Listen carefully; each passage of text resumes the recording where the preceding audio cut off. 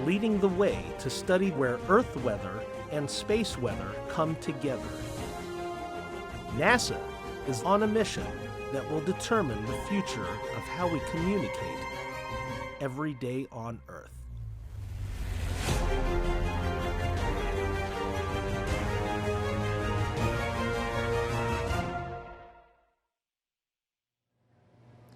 Broadcasting live from NASA's Kennedy Space Center, you're watching launch coverage of the ICON satellite. Its mission? To study the meteorological frontier where Earth meets space. On your screen is the Pegasus XL rocket, which contains ICON. Approximately 15 minutes from now, this rocket will launch NASA's latest Earth science mission off the eastern coast of Florida into a very unique and unexplored area of space. Hello everyone, I'm Jennifer Wolfinger, and thanks for joining us for this highly anticipated launch. The Ionospheric Connection Explorer, or ICON for short, will help scientists understand the physics of our space environment, as well as protect our communication satellites and astronauts while they're in orbit. The ICON mission is managed by NASA's Launch Services program based here at Kennedy Space Center.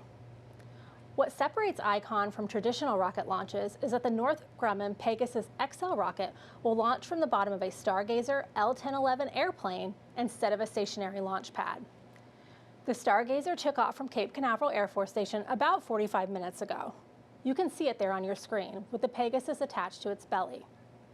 This aircraft, the world's only operational air launching system, is a mobile launch platform that can be deployed from anywhere in the world. The plane will release the rocket 50 miles off the coast of Florida at approximately 9:30 this evening. This is the first of today's 2 possible drop attempts.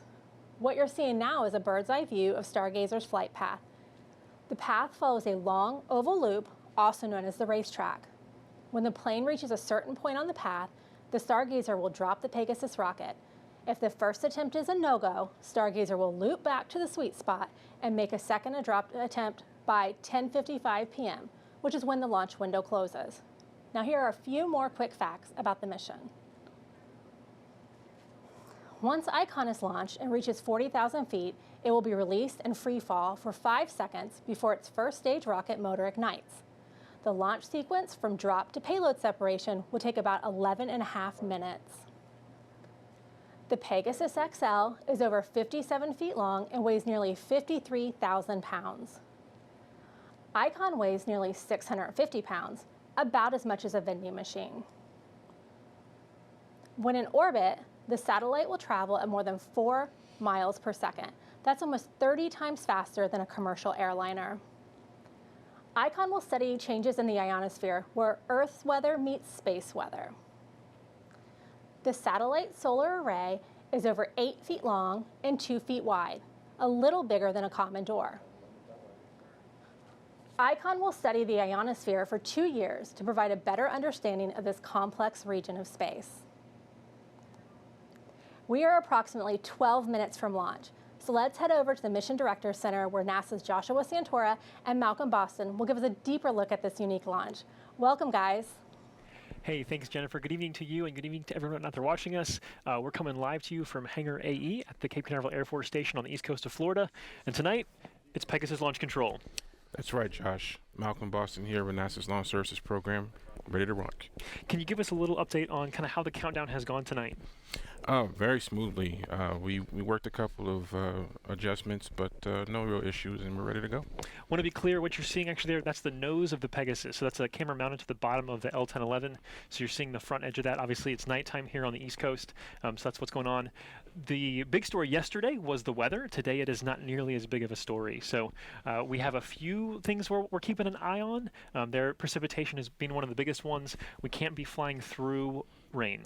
We have a 20% chance of violating those constraints, so we're keeping an eye on that, but we'll take a look at the radar. Yesterday, this radar was filled with lots and lots of dark greens and reds and yellows, and there it's very splotchy, which is what we want to see. On the right hand of your screen there in the middle, you can see that red rectangle, or part of that red rectangle. That's the box that we call it. The plane is headed for that box. This is a space out over the Atlantic Ocean, about 40,000 feet in altitude, 10 miles wide and 40 miles long, and the plane has to be inside that box in order to drop the Pegasus. We'll talk more about the process in just a few minutes, but once it's there, it has to be traveling. The plane needs to be traveling in the right direction, speed, and in that space, and then it can launch the Pegasus. Malcolm, can you tell us a little bit about the rocket tonight? Tell us about the Pegasus. Pegasus is unique, the only operational rocket with that's air-dropped. She's about 57 feet long, a little bit more than that, approximately 52,000 pounds at drop.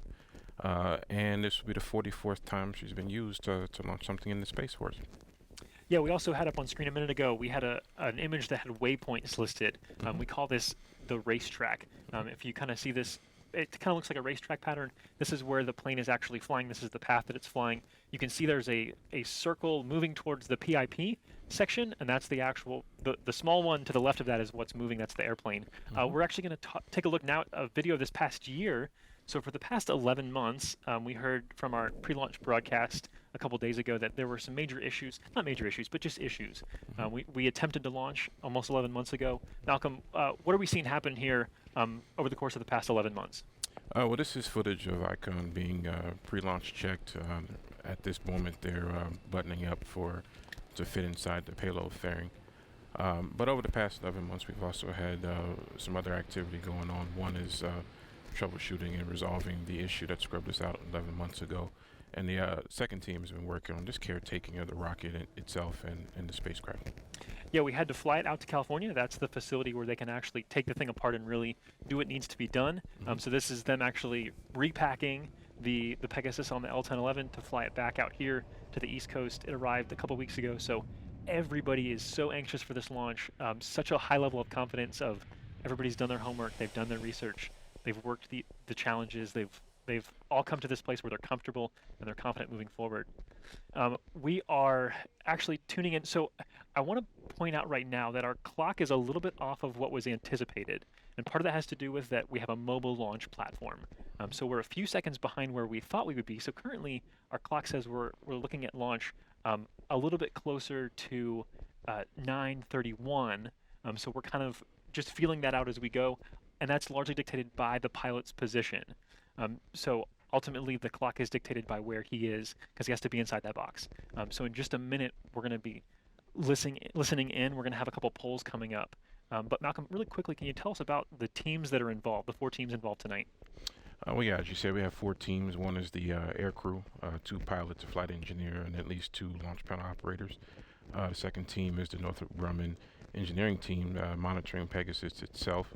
And then we have the combined LSP spacecraft Icon teams that are monitoring the entire launch operation.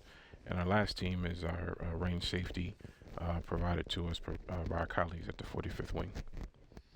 Yeah, the range ultimately responsible for public safety. Correct. So they're looking at things like making sure there aren't boats in the area where our plane is flying. In this case, we don't have as much of a land concern because we're not launching from the land, so it's mostly out over the water and in the air. We are going to go ahead and listen in now. We should have Omar Baez, NASA launch manager, polling his team. This is the NLM on the NLMnet for final launch readiness poll. NASA CE. NASA CE is go. SMA. SMA is go. SMD. SMD is go. NASA Mission Manager. NASA Mission Manager is go. LSP. LSP is go. Copy. Teams ready to proceed.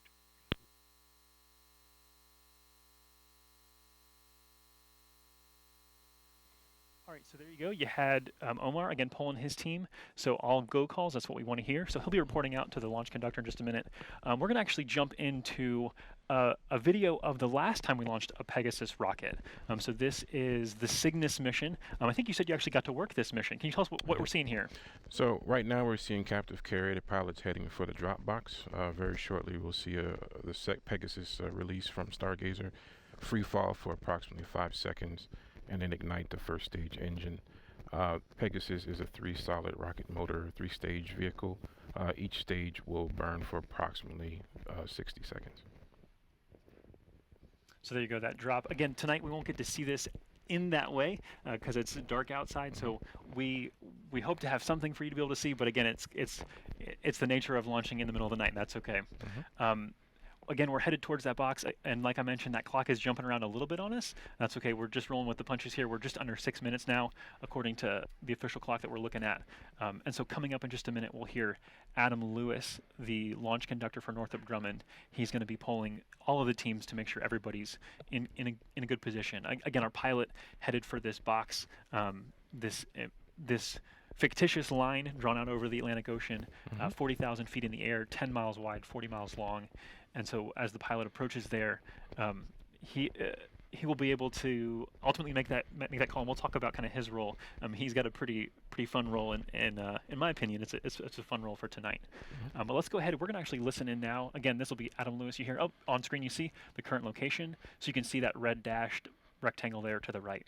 That's where we're traveling towards, in PLCH for our launch waypoint. So again, let's listen in to Adam Lewis. Copy L-5, check 174. At this time, I want to poll for final launch countdown. Rock? Rock, clear to launch. Peg? LC, Peg. The entire Pegasus engineering team and my son Jackson, who turned 10 years old today, are go. NGLD? NGLD is go. NLM? NLM and NASA are go. We are go to proceed with final countdown at L-4. All right, so good to hear that all 4 teams and Jackson are all ready to go. So we're excited for everybody to be on board tonight. We want to take a closer look behind the scenes here at this facility. There you see on your screen, this is Hangar AE. Some call it the telemetry center of the universe. Certainly for rocket launching in America, it is. Take a look at this. The liftoff is the most exciting part of watching a rocket launch. But what you don't see is the dizzying amount of data sent between the rocket and engineers inside this renovated Air Force Base hangar. The amount of data that comes through this building is astounding. Chuck Duvall is Deputy Program Manager of NASA's Launch Services Program, which sends scientific and planetary missions into space. He says here at AE, launch managers can monitor every aspect of the rocket and spacecraft's health, so to speak.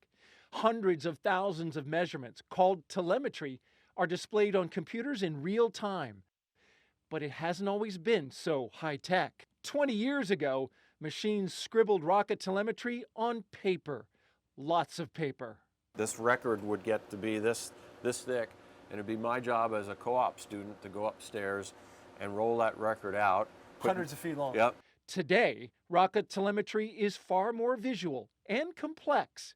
There are close to 40 voice communication channels connecting launch teams from around the world, and they can view 16 or more high-definition camera views coming from the launch pad, several drones in the air, and even on board the rocket itself. And don't forget about the data. Telemetry is now stored on servers for future reference, and it's so voluminous, playing every launch going back to the early 90s would take close to 32 years.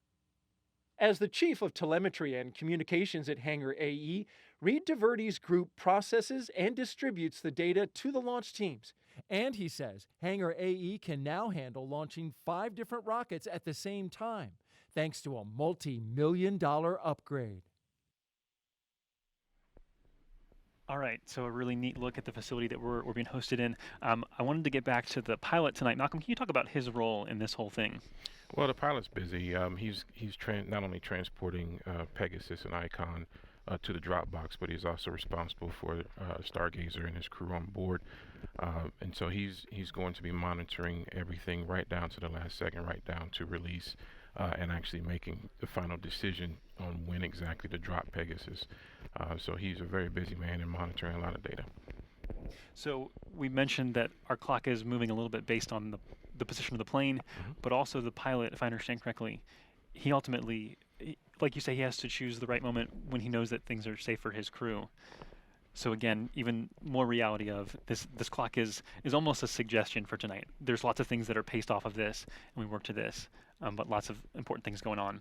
We're going to keep an eye on this camera you've got on your screen. We should be seeing a fin sweep here any second. Just being able to see a little bit of motion, ensuring that everything's functioning correctly mechanically before this launch.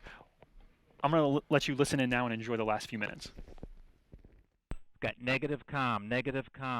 LPO, LC, voice check on Victor 2.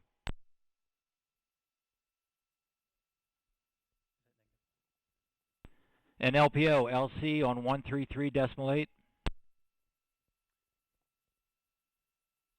appears that there's a communication challenge we're having right now. PLT. 264 decimal. If I understand correctly, Malcolm, it sounds like we're having a challenge communicating with the plane. Is that correct? That's what it sounds like, but they're working through the checklist, and we'll see a resolution here, hopefully, very shortly. Count.net, L-1011 is in the box. Copy in the box. PLT, LC for voice check.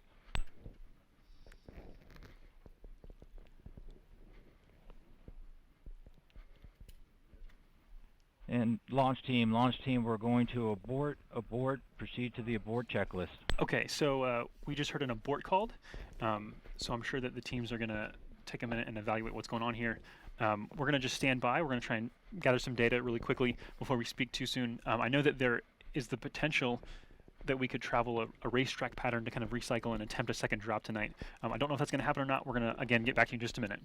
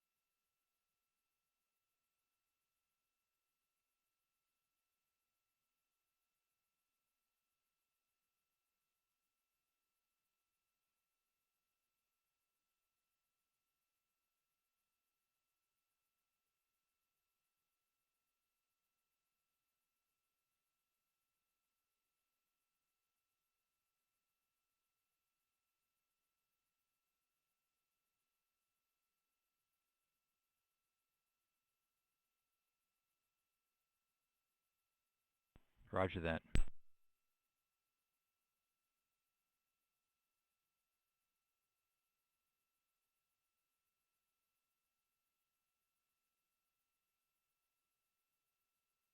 Alpha 14 is not required, LC.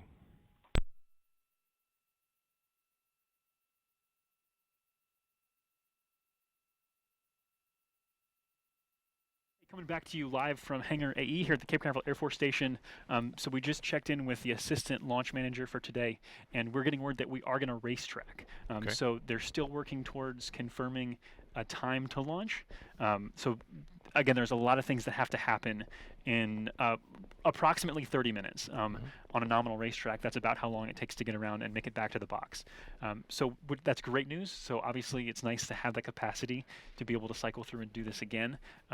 So obviously it sounded like there was a comm issue. They were having issues communicating with the plane. That's critically important.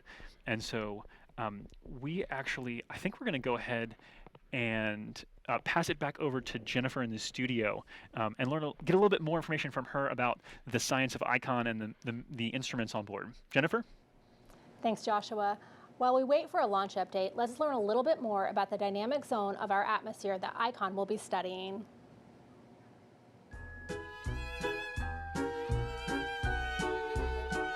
Longing for more space, open skies, and exotic travel? Then look up. About 30 to 600 miles straight up at the Ionosphere, Earth's interface to space. Nestled far above the clouds but below outer space, this little understood destination invites you to explore its many features.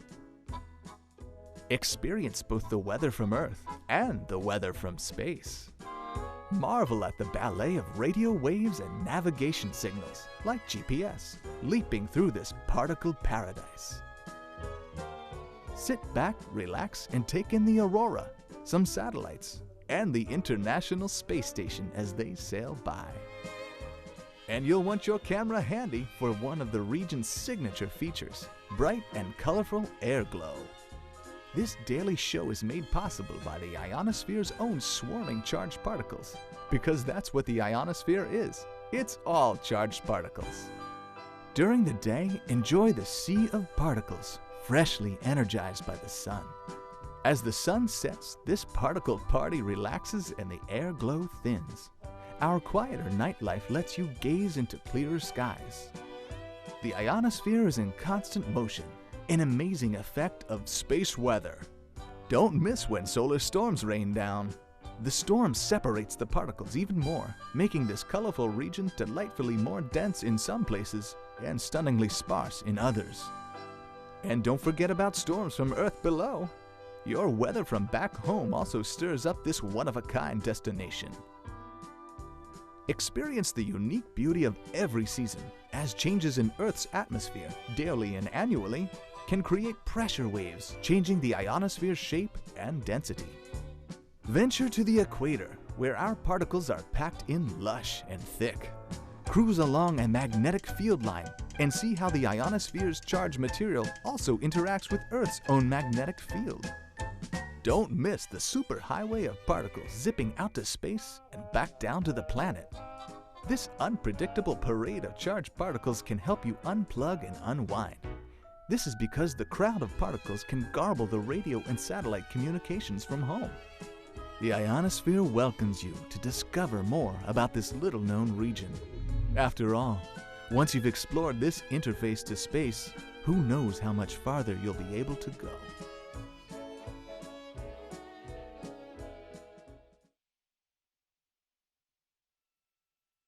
And launch team, be advised, we have just gotten waypoint P recycle. Again, we lost comm in the last couple of minutes. We've switched our frequency comm to the L-1011 to 133.80, and we're going to stick on that for the remainder of the operation. At this time, I would like to poll for concurrence for recommended action, recycle. Rock? Rock concurs. NGLD? NGLD concurs. And NLM? NLM concurs. We'll go for recycle. Check Alpha 25.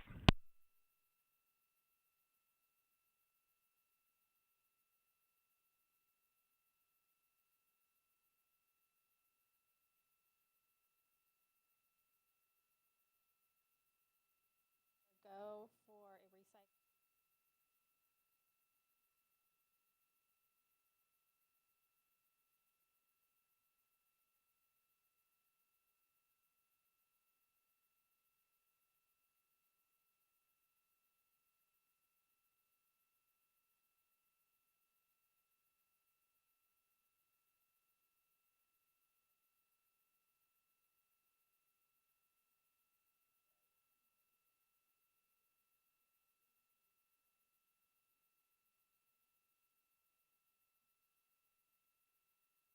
And PEG, verify power status. LC PEG, Pegasus is on external power. Okay, copy that, PEG. We'll check Romeo 2 complete.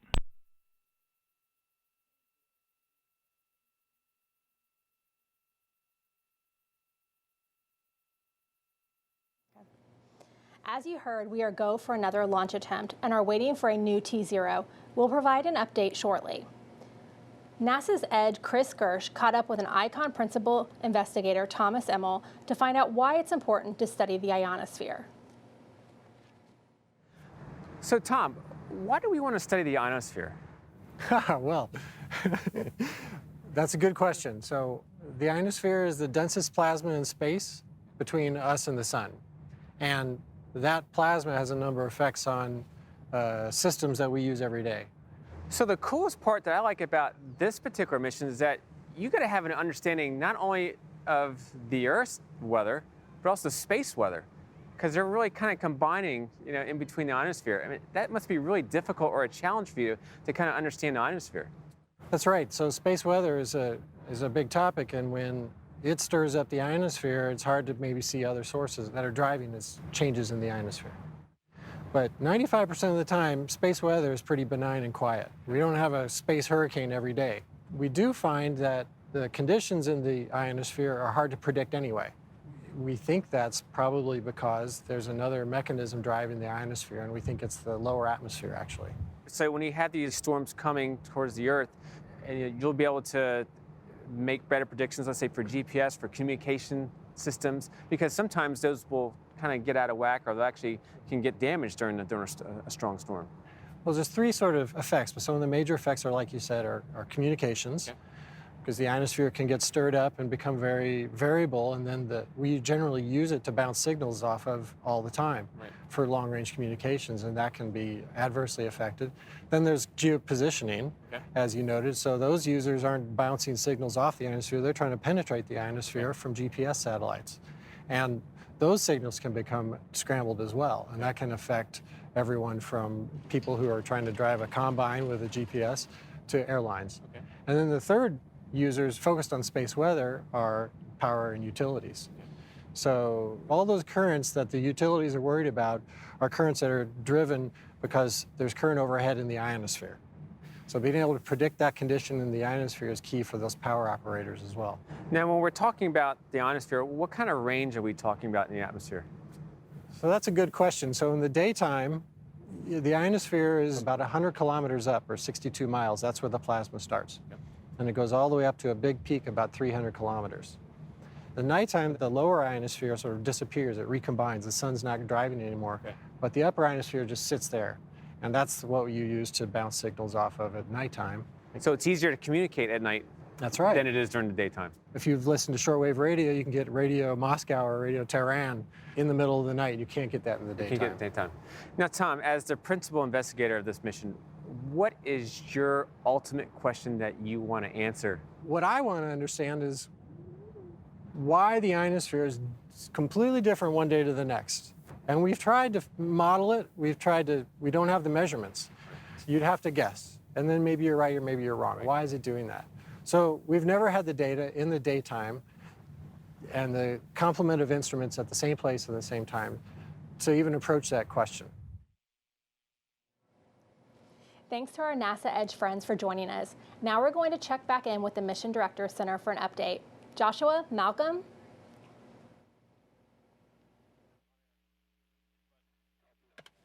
Sorry, we are recycling through the racetrack, so we're moving towards another launch attempt. We're getting word that should be at approximately 10 p.m. Eastern Time. So we're hearing a lot of great chatter among the teams. You mentioned those 4 teams earlier this evening working together really well to be able to get back to the point when we can give this another shot tonight. That's right, Josh. We've got a large number of checklists we need to work through among all 4 teams, and they're just demonstrating their ability to adapt to a new set of circumstances and work through their checklist and get us back into launch posture. That's right. We want to give you a chance to see a little bit more about the Pegasus and some of the people involved in that. So our NASA's Daryl Nail caught up with Phil Joyce with Northrop Grumman to talk more about the Pegasus. Take a look. Thank you, and hi everyone. We're here at the skid strip at the Cape Canaveral Air Force Station in Florida, and I'm joined by Phil Joyce, Vice President of Space Launch with Northrop Grumman. Behind us is the Stargazer and the Icon spacecraft. It's an exciting time to be here. It is launch day, 2 years in the making. How are you feeling personally about that? Well, there's really no day like launch day. Everybody is just jazzed for this mission. It's been 2 years of hard work. And a lot of trials to get to this point. The team couldn't be more excited and more confident that we're going to have a good mission today. Let's talk a little bit about the trials. There were some problems that were encountered that you had to overcome during that time. Talk about them and how you fixed it. Yeah, well, on some previous launch attempts, we observed some anomalous readings in one of our position feedback sensors on the rudder. The rudder is on the top of the vehicle and is what steers the Pegasus during its first stage of flight.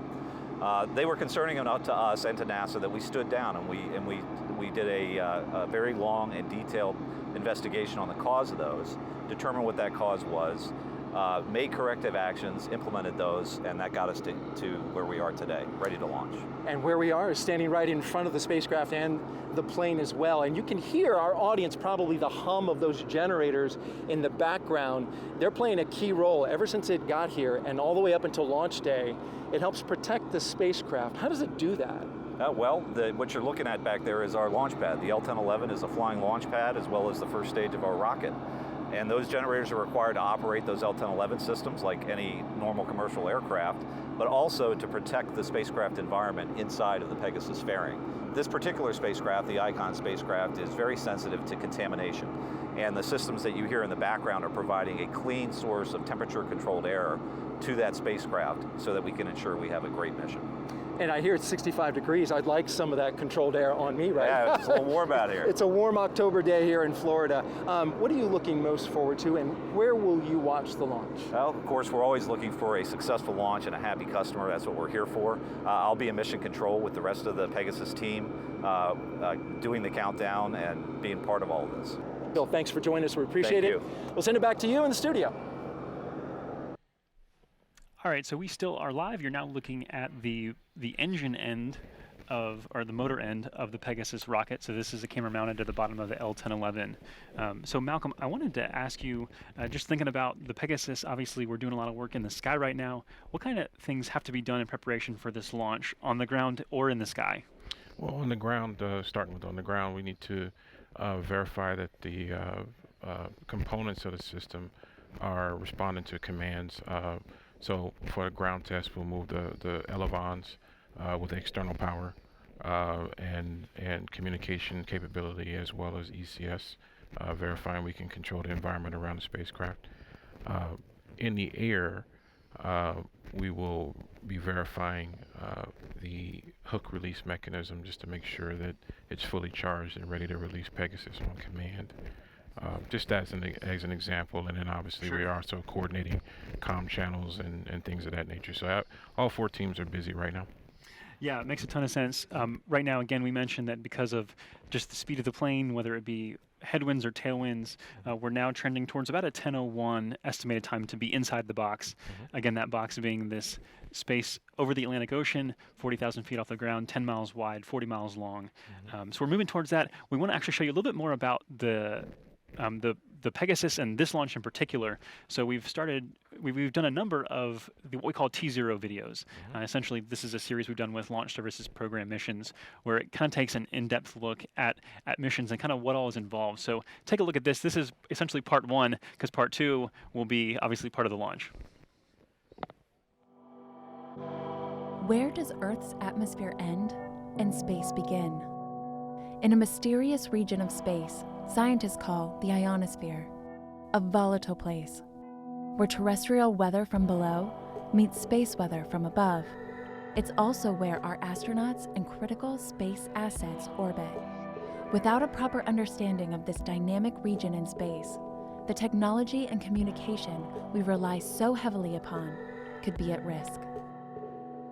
That's why NASA is launching the Ionospheric Connection Explorer, or ICON, to give us answers. The primary goal of the mission is to gain an understanding between the weather here in our atmosphere and in the ionosphere and space. We don't quite have a handle on what's going on up there in the ionosphere, so this will give us an opportunity to understand that. The ICON spacecraft only weighs 364 pounds, so NASA's Launch Services Program chose Northrop Grumman's air-launched Pegasus rocket to deliver it into a 360-mile-high orbit. We selected the Pegasus XL launch vehicle. It provided an excellent combination of mission performance and flexibility for the mission design for a spacecraft of the mass of ICON. What's unique about the Pegasus rocket is that it is an air-launched vehicle, and that allows us to launch from anywhere in the world. The challenge with processing Pegasus is that it's a flying solid rocket motor. Solid fuel ready to burn as soon as it's ignited. PLT, LC is go for launch. PLT confirmed. LC, PLT confirms go for launch. LC, RTO, countdown net, liftoff, first motion time. It requires special attention. An explosion-proof processing facility at Vandenberg Air Force Base in California, where the spacecraft must be mated to the rocket and sealed inside its protective fairing. It's one of the few launch systems in the world where the payload is attached to the launch vehicle before it's encapsulated. Once complete, Pegasus is free to launch from anywhere in the world. Once we've established that we're ready, we then transport our entire launch team and hardware to another part of the world so that we can insert ourselves into the proper trajectory.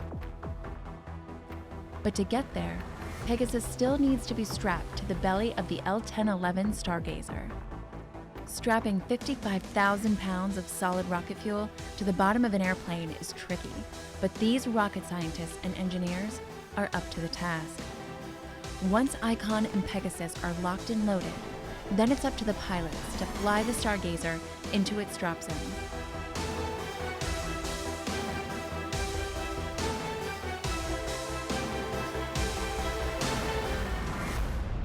Engine start 2. So there you go, a little bit of the behind the scenes on this mission in particular with the Pegasus and Icon. Obviously, the next chapter in that story is hopefully going to be written tonight as we're coming around for our next attempt. There on screen, you see the racetrack that we're traveling. So again, we made it inside the box, but had communication issues, and so we called, an abort was called, and so they essentially meant they were going to recycle and run this racetrack. So they've literally just kind of circled around, more of an oval, but definitely circling around there, and headed back towards that box. And I want to kind of recap those the facts we hit earlier. Malcolm, can you tell us a little bit more about the Pegasus rocket itself? Yeah, Pegasus is a little bit more than 57 feet long from nose to aft nozzle. 52,000 pounds of solid rocket propellant, and this will be our 44th launch. We're excited, ready to rock and roll. And Malcolm, can you talk a little bit more about your personal experience? You actually have worked on some of the Pegasus missions, correct? That's correct. Directly on the Cygnus mission and various other Pegasus missions over the years. Very cool. So we're hearing lots of good chatter. There's essentially after the point when they were able to reset the clock, it looks like we are targeting right around 10 o'clock or so for our expected time to be inside that box to drop. So they're cycling through all of those same processes they did before. Again, it's a choreographed effort. It's something that everybody kind of knows, and literally they called out turn to this page. So everybody's on literally the same page proceeding through the launch countdown. And so we're going to come back up here in about 30 seconds on Omar Baez's NASA poll. So NASA launch manager Omar Baez, he's going to poll his team. We heard some good chatter from his team talking about making sure that their batteries are in good shape, everything's in good order. So let's listen in just a second, and we'll hear Omar's poll of his team.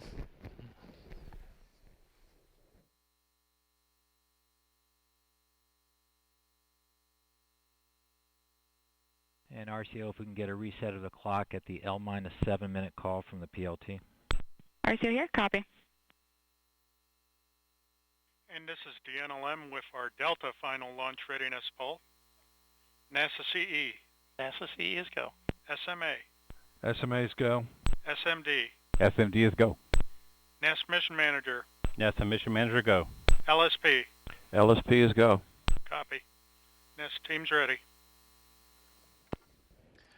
All right, there we go. Malcolm, so on your screen you're seeing one of our control rooms here in this building. There are a number of these rooms like this with folks very diligently watching their screens, looking at data. How many people, roughly, Malcolm, do you think are really involved for hands-on tonight? Hands-on in this building, probably on the order of 60 to 80 people. Everyone watching different systems and different areas of responsibility. And there you go on your screen now. You see that's the tail end of the Pegasus rocket. This is a camera mounted to the bottom of the L-1011 Stargazer. So we will, once we do drop this rocket, essentially you'll just see that rocket kind of vanish from the view as it's released to fall downward for the ignition. So we are still tracking towards right about 10 p.m. Eastern time for our drop. Continue to hear lots of good chatter, a lot going on. Can you talk about the range a little bit, Malcolm? We talk about the range a lot because it's a big part of making sure we're good for a launch, but what's their role and how are they involved today? So range safety is primarily responsible for public safety. They are constantly monitoring the position of Stargazer and Pegasus. And after drop, the range will be monitoring Pegasus to make sure it remains in a nominal launch path. And if it deviates, then they're prepared to take action to protect the public. Yeah, that's so important to remember that they're really focused on public safety. And so obviously, like, we want our spacecraft to be in good shape, we want our rockets to be in good shape, but people are the priority. And we see that top to bottom all day, which is great. As we mentioned, we're working through all those countdown procedures, so we should hear Adam Lewis, launch conductor for Northrop Grumman, chime in here in just a second again to make sure he's polling all of the teams to make sure that we're good to go for a drop attempt number 2 tonight. Let's listen in. 5. Launch team at this time on a poll for final launch countdown. Rock? This is Rock, clear to launch. Peg? Peg is go. NGLD? NGLD is go. NLM? NLM's go. Launch team is going to proceed with final countdown at L-4. All right, so once again there you see on screen our control room. That's actually the folks sitting behind us.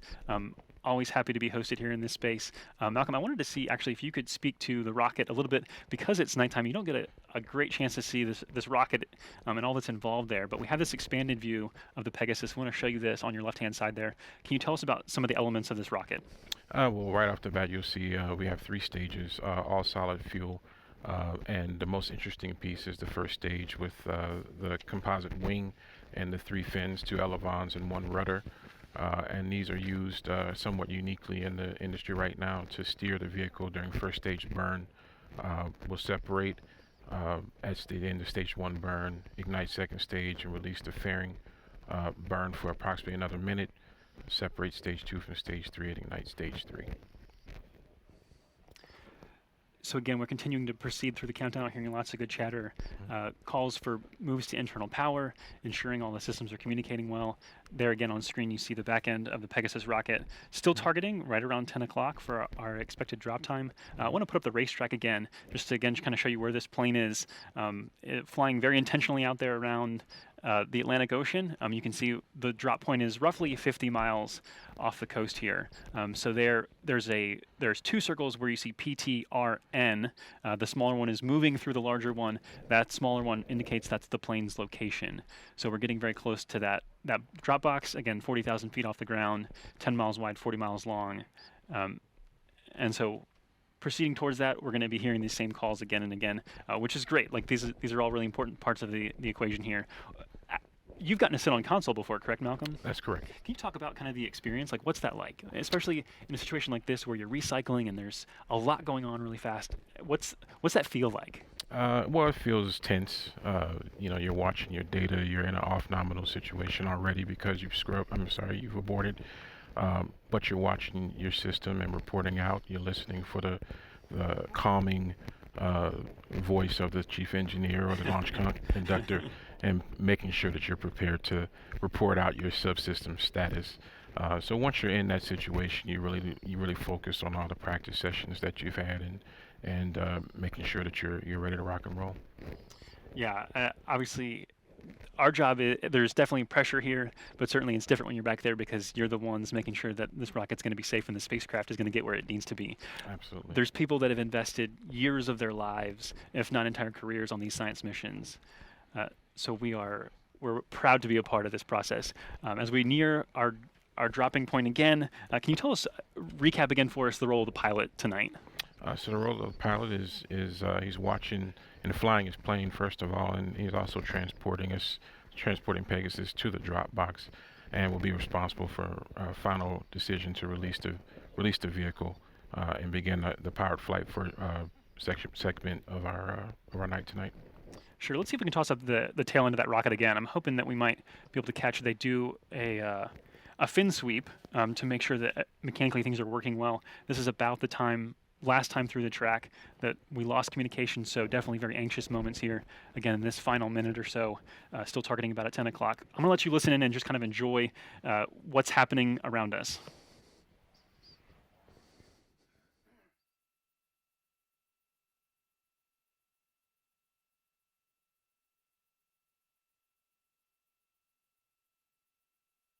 LC Peg, go for fin pin retract.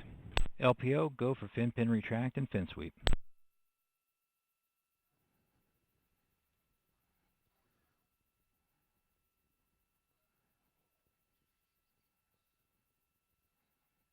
LC, Senior MEFCO, countdown L-1011 is in the box.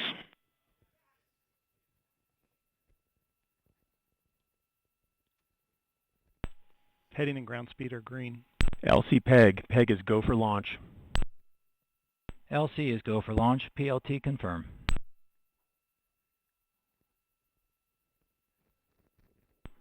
Stand by.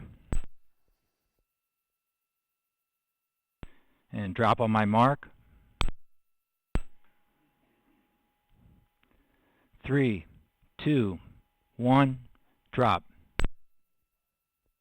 Pegasus away. Vehicle is fully armed.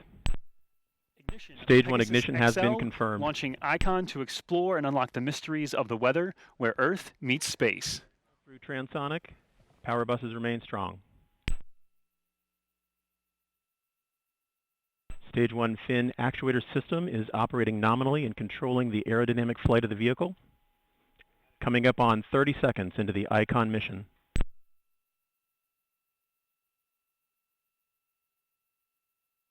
Vehicle has passed through max Q. Attitude remains nominal.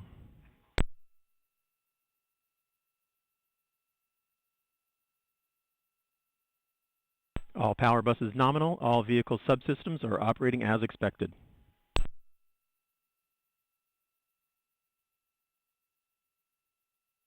Stage 1 burnout in approximately 20 seconds.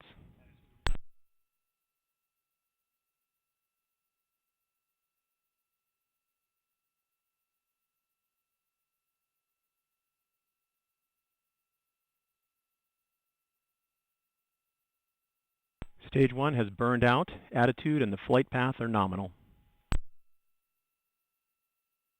Approximately 10 seconds until Stage 1 separation.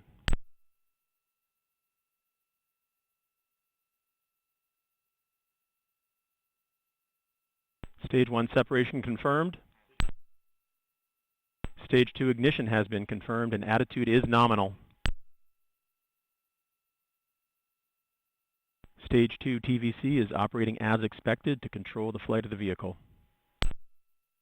Approximately 20 seconds until fairing jettison.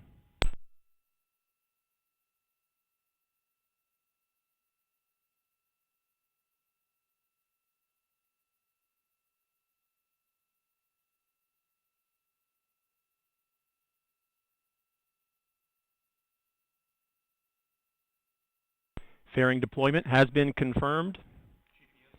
Both halves have been separated. Vehicle attitude remains nominal after fairing separation.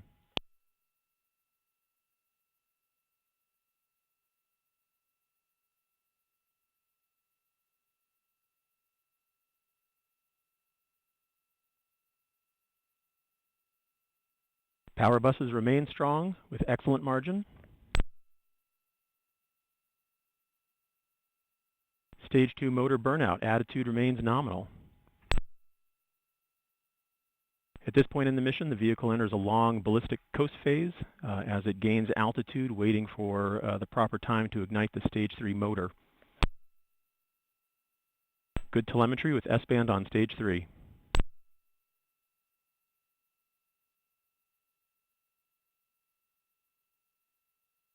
We've got report from GNC that vehicle performance to this point is excellent. The vehicle flight computer is currently recalculating the proper time for Stage 3 ignition.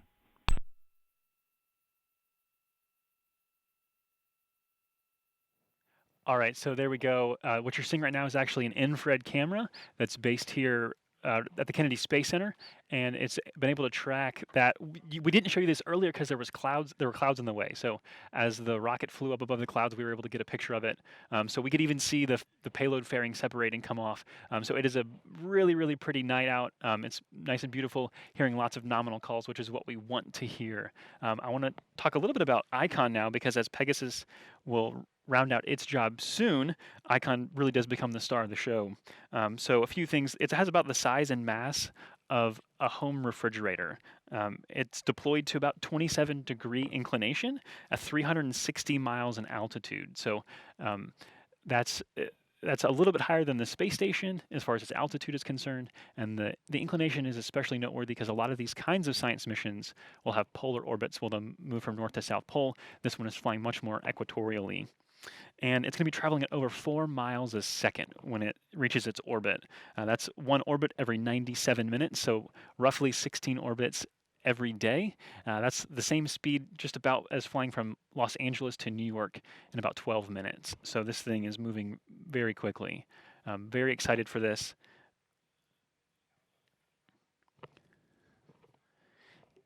Continuing to hear those calls for nominal action, which is what we want to hear.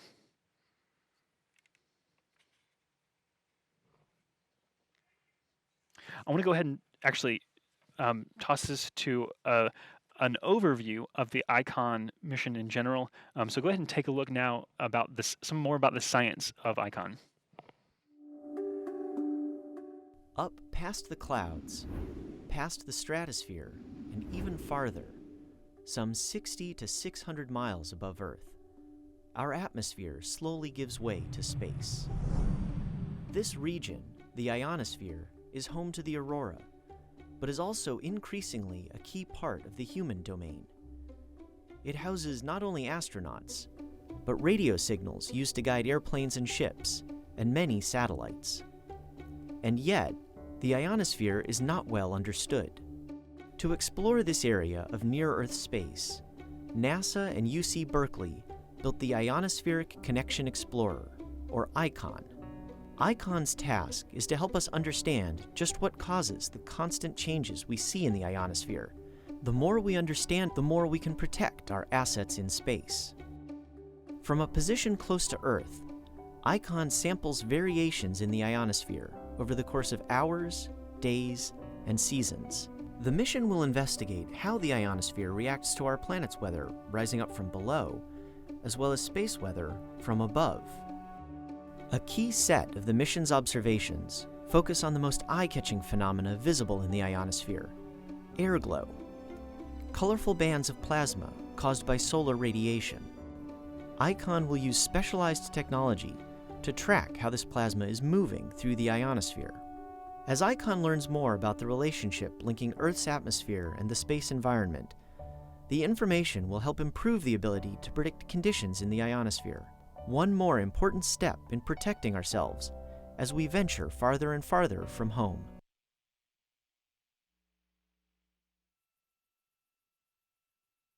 The reorientation maneuver for Stage 3 ignition has been complete, and the attitude of the vehicle is nominal. Stage 3 TVC is online. Stage 2 has been separated. There you go. Some really great calls there. So we just heard that's the round out of the second stage finishing its job and the third stage beginning its task moving forward. It has a little over a minute to burn as the third stage. There again, a great nominal call on that. So everything proceeding well. We continue to hear great reports. The people here, you can feel the energy. Operating nominally. Everyone is really excited about this mission and having it on its way to where it needs to be.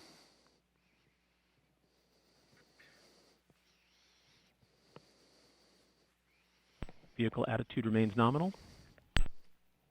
What you're seeing on screen is an animation with some data there on the right-hand side, kind of just tracking where this thing is right now on its way to its orbit.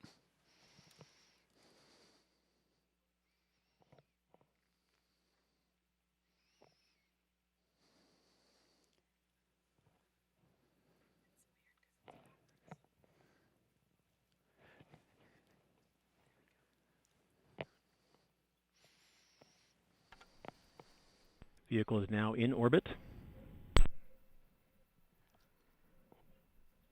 All right, a phenomenal call there. Stage 3 burnout confirmation. Attitude remains nominal. Looks to be an on-target orbit for ICON. Awesome.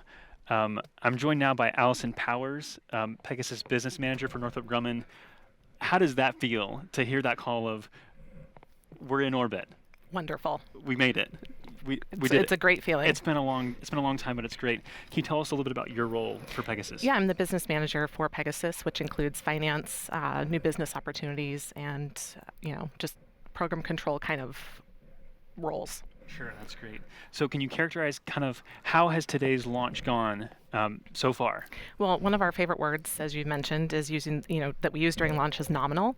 It might not sound very exciting, but in our world, it means that everything is looking good and on track. So right now, Pegasus is doing what is expected and doing good. Perfect. So what's coming up next? What's kind of, because we're not done yet. We have a few more minutes to go here, but so what's coming up? So what's coming up, we're in a coast phase. It lasts about 4.5 minutes. Stage 3 ignition is being computed real time by the vehicle onboard guidance system based on the flight so far. The stage 3 burn will last about 70 seconds. At burnout, the Pegasus rocket and Icon spacecraft will be traveling in excess of 17,000 miles per hour and have successfully achieved orbit. About 3 minutes later, payload separation will occur. Awesome. So when payload separation occurs, that's the victory moment for Northrop Grumman, right? Not necessarily. This is actually the 9th time that Pegasus has launched a Northrop Grumman built satellite. So when the Pegasus team's job is done, the Icon spacecraft team will kick in and start its mission. So hopefully a little bit of a taking a breath to rejoice, but then obviously it's time to get back to work. Right. Yep. Pretty cool. Again, you're seeing on screen that animation. We said we were in a long coast phase. That's what you're seeing there now. So, Allison, what's next for Northrop Grumman? Obviously, it's been a big year for some other things going on with Northrop Grumman and aerospace. The Pegasus, obviously, this is great. So what's the future look like? Yeah, so along with Pegasus, Northrop Grumman is actively working ground operations at KSC for our Omega rocket that's under development. We're currently modifying the mobile launch platform, one of them, and the vertical assembly building High Bay 2, preparing for our launch at LC-39B in 2021. And cool fact, we're actually the first commercial company to utilize the historic vehicle assembly building. Yeah, we're excited for all of our commercial partners, and Northrop Grumman definitely fits into that constellation for us. We're excited to have them there. Obviously, Northrop Grumman is clearly they know what they're doing. We're here. We're on our way to orbit. We got a great spacecraft to work on. So, Allison, excited for you guys. Excited for what's coming with Omega. And excited to see just the future of what you guys are doing. Brand new rockets are always fun. Thanks. We're always excited to support NASA's critical space missions. Allison, congratulations to you and the entire team. I'll let you go now and go celebrate a little bit. Okay. Once we get that spacecraft deployed successfully, solar arrays are out. So thanks and congrats again. Thank you, Josh.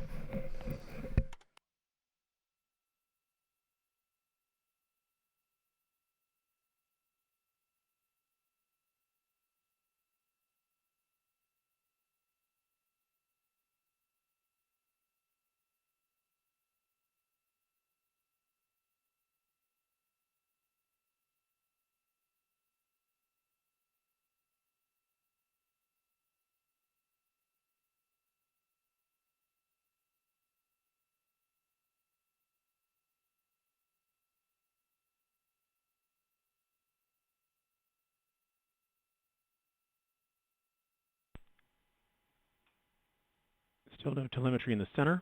Waiting for confirmation of icon separation. So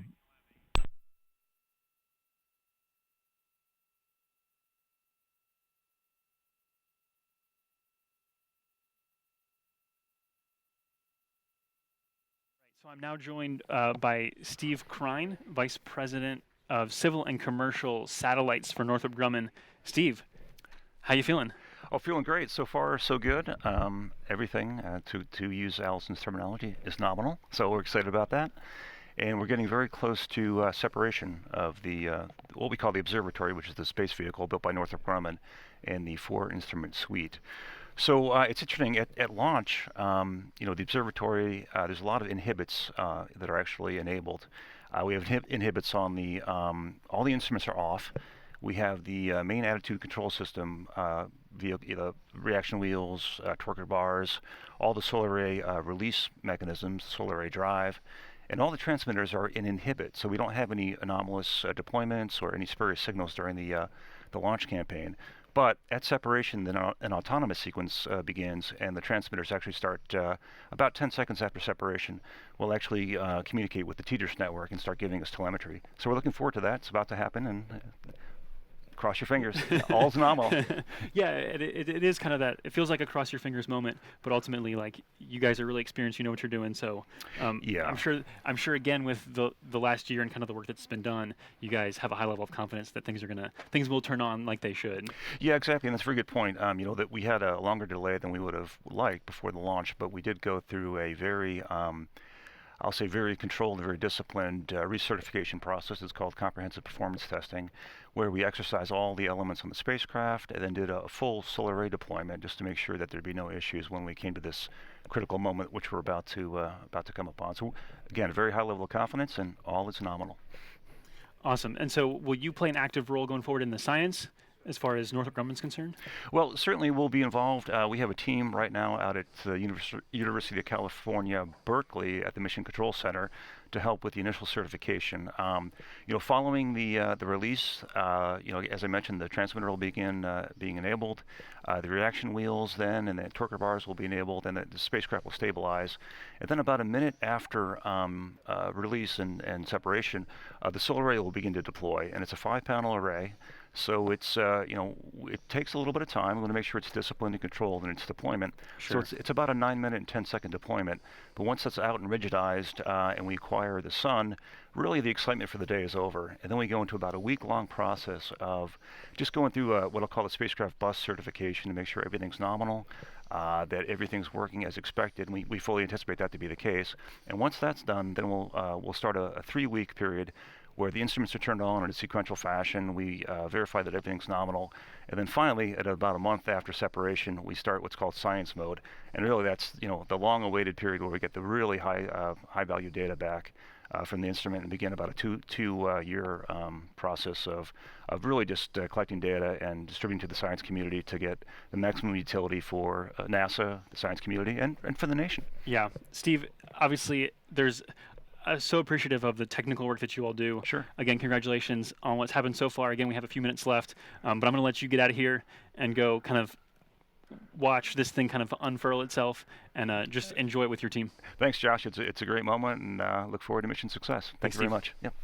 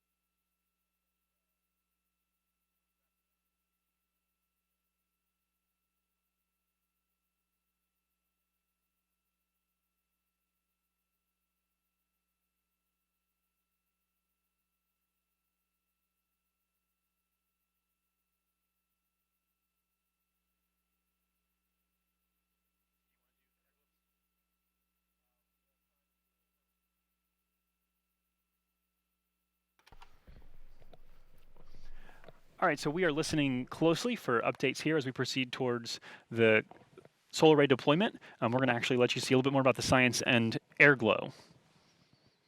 The night sky is never truly dark. If you removed light pollution, the moon, stars, and galaxies, there would still be a very faint, colourful glow. That's airglow. With cameras, you can photograph it only on the darkest of nights. It's about 1/10 as bright as the combined light of all the stars. From above, it forms a luminous bubble encapsulating Earth.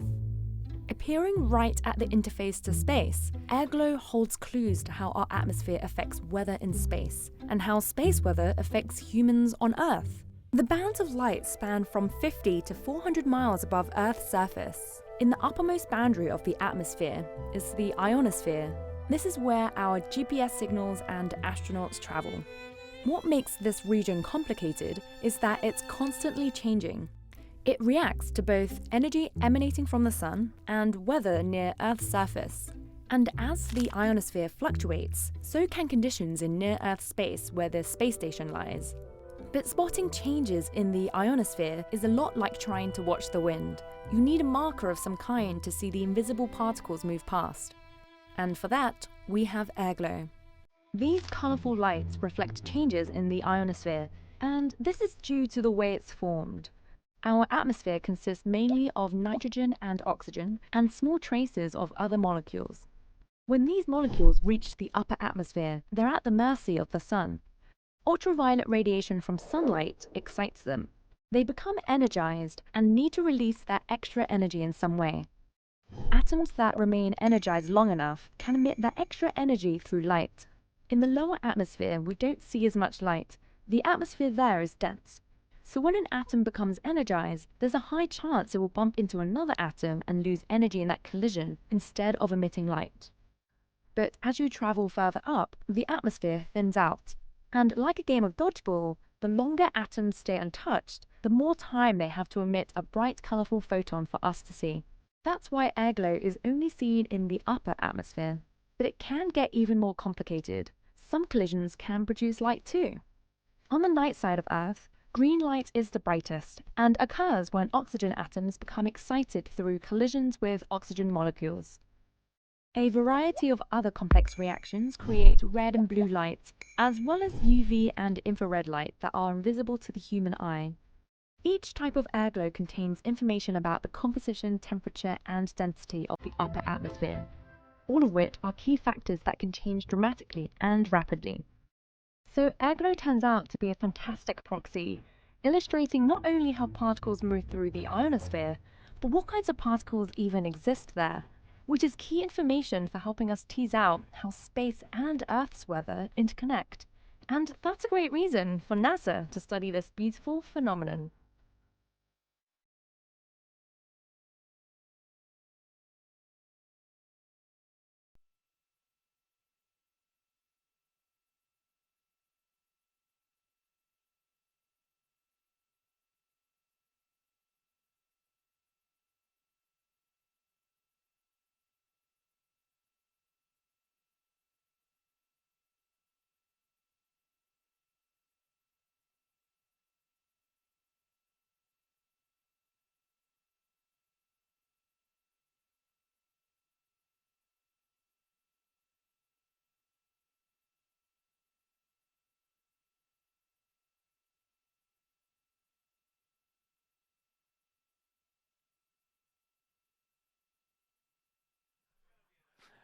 All right, I'm now here with NASA Launch Manager Omar Baez. Omar, congrats. Thank you. Does this one feel special, or is this just like another great launch for Launch Services Program? It's another great launch for the Launch Services Program, but an awesome and great one. This one's been a long time in coming. We had some setbacks early on, middle of last year, and I'm glad that we were able to get this payload up in orbit and in a safe condition. We did confirm separation through the spacecraft TDRS link. The orbits look fantastic, and currently they're power positive, so everything looks fantastic for us. And a wonderful Pegasus launch, and like always, when your launch pad is moving at 500-600 miles an hour, things happen, and this time the first attempt got us because we lost positive communication with the aircraft and the ground, and our rule is to abort the flight, go back around and try it again. And we did this once before during the HESI mission back in 2003, and were able to execute it flawlessly today. Does that cause any additional anxiety among the team when you kind of have to racetrack like that? I don't know about anxiety. This is a fun launch. It's in my operational function. This is about as good as it gets, and we enjoy it. The anxiety level is higher, the adrenaline's flowing, but what a cool way to fly. Yeah, absolutely. So thinking about Launch Services Program, obviously this is the name of the game for you guys. What's next? What's coming up? The next mission for us is the Solar Orbiter mission, which is, or SOLO. It's a cooperative with our partners from the European Space Agency, and it's another Helio mission. So interested in looking at the sun with that one, and we hope to launch it in early February. Awesome. Will you be the launch manager for that one? That will be Tim Dunn. Okay. And your next mission is? And I will be working Mars 2020 this summer. Which is also super high profile. Obviously, we'll get there when we get there. Yep. We've got Solo to go first. Yep. But again, a big congratulations to you, Omar, to the entire team. Thanks for joining me. Appreciate you. Also, big thanks to Malcolm Boston for joining me riding shotgun as my co-commentator. So for tonight, from Hangar AE, that's going to be all. Jennifer, back over to you. Thanks, Joshua, and thank you for joining us. For more on the mission, please visit nasa.gov/icon. In the meantime, we'll leave you with a replay of this evening's launch. From all of us here at NASA, thank you and have a great night. 1, drop. Pegasus away. Vehicle is fully armed. Stage 1 ignition has been confirmed. Launching Icon to explore and unlock the mysteries of the weather where Earth meets space. Through transonic, power buses remain strong.